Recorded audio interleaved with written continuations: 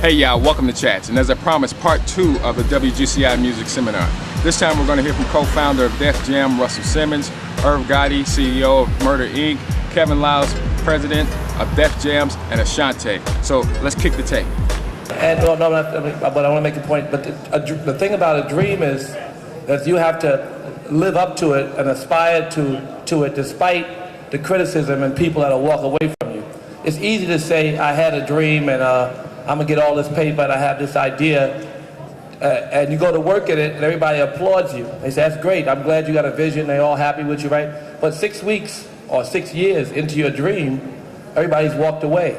It's resistance that, that people accept. I knew I wanted to own my own record label. I knew I wanted to get this money and help my family, my mother and father, all my brothers and sisters. So music was something that I had a deep passion and a deep love for it. And I'm gonna tell everybody, if you want to get into business, the first thing that you need to do is have a deep passion and a deep love for what you do. Because if you have the deep passion and the love, you're not gonna quit at it.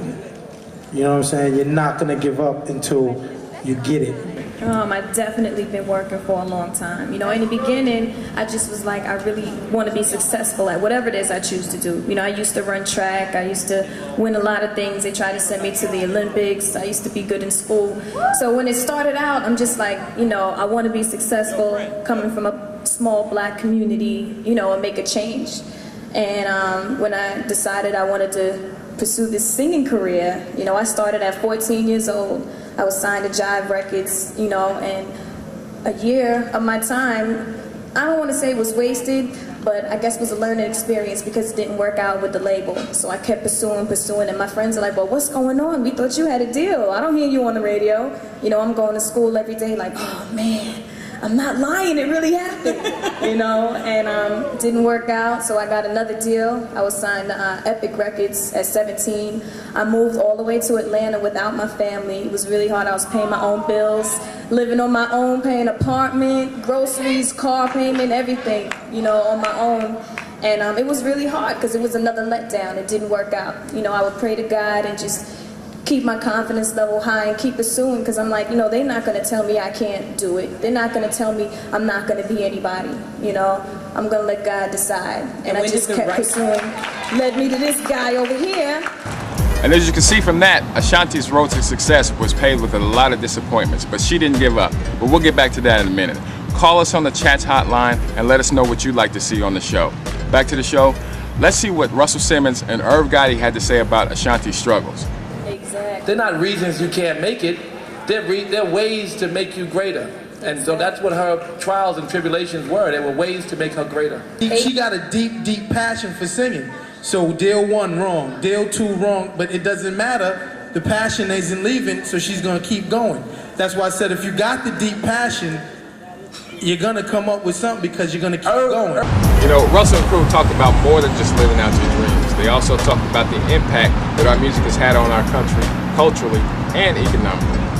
I think that we don't talk about enough, and certainly this culture, people don't know all the things that rap has done for American consciousness and for culture that is very positive. One, obviously when Run DMC got on MTV, there wasn't nobody black there, period, except Michael Jackson. And his nose was broken, his hair was straightened. Run DMC said no curl, no braid, peasy head, and still on their first record, Rockbox. And it was the beginning of, you know, a real dialogue between the trailer parks and the projects and Beverly Hills, people understanding us. And as our culture grew, there's all these, as it evolved, there's all these opportunities. And hip hop culture became a statement of culture more than a music. And so all these extensions or ways to expound on the music came to us, but we started to talk about, rappers don't even damn near talk about how fly they are on the mic no more. They're rappers, how many businesses they can start and what kind of CEOs they are, how they manage their business. So from a cultural standpoint, we've created a whole era of a renaissance of entrepreneurship. And that is something that, you know, you can't beat the idea that we're merchants.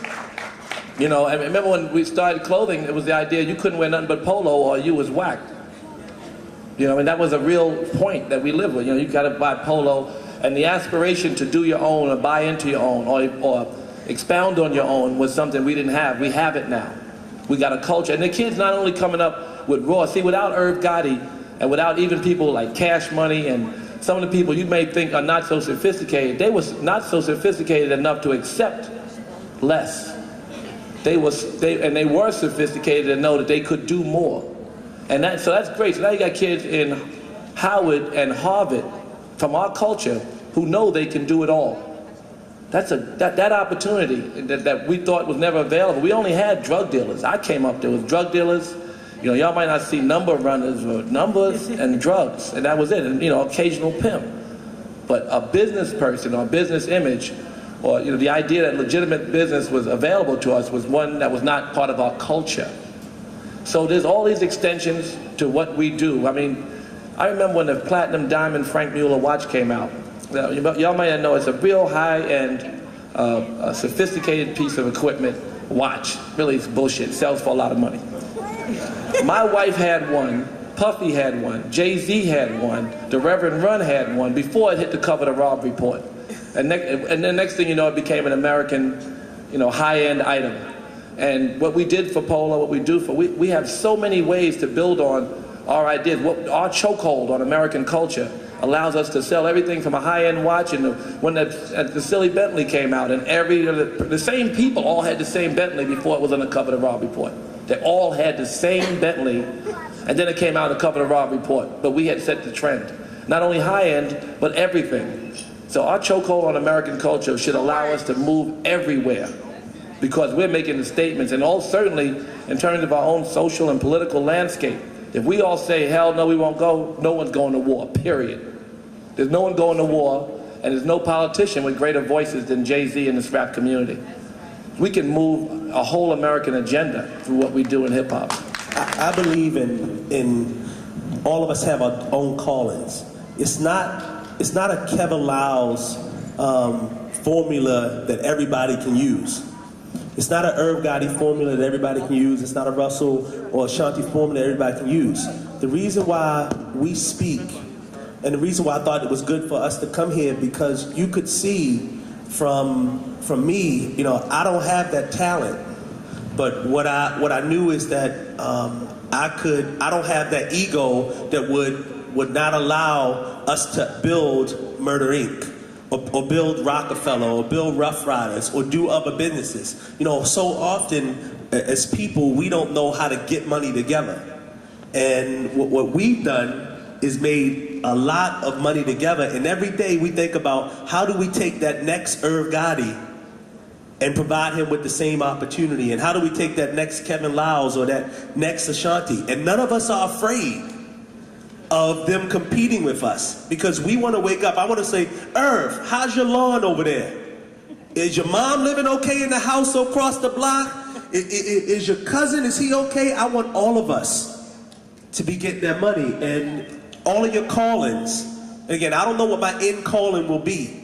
It might not be in music, it might be somewhere else, but I think I've been blessed to do what God has put me here to do so far. And I'm thankful for people like Irv and Dame and Jay and Biggs and X and those people who allow me every day to build this special thing called Def Jam, that I think, how somebody put it to me in DC, Kevin, Def Jam is more powerful than a police badge in the hood. Because one thing about Def Jam, we turned a vision into a $10 billion business. A $10 billion business where 9% of Cadillac, you know, the car Cadillac, 9% of them are sold to African Americans. Soon as you had Ludacris go, Cadillac grills, Cadillac spills, everybody in Cadillac's 24% of Cadillac sales now. Wow. And then they don't want to give us no money?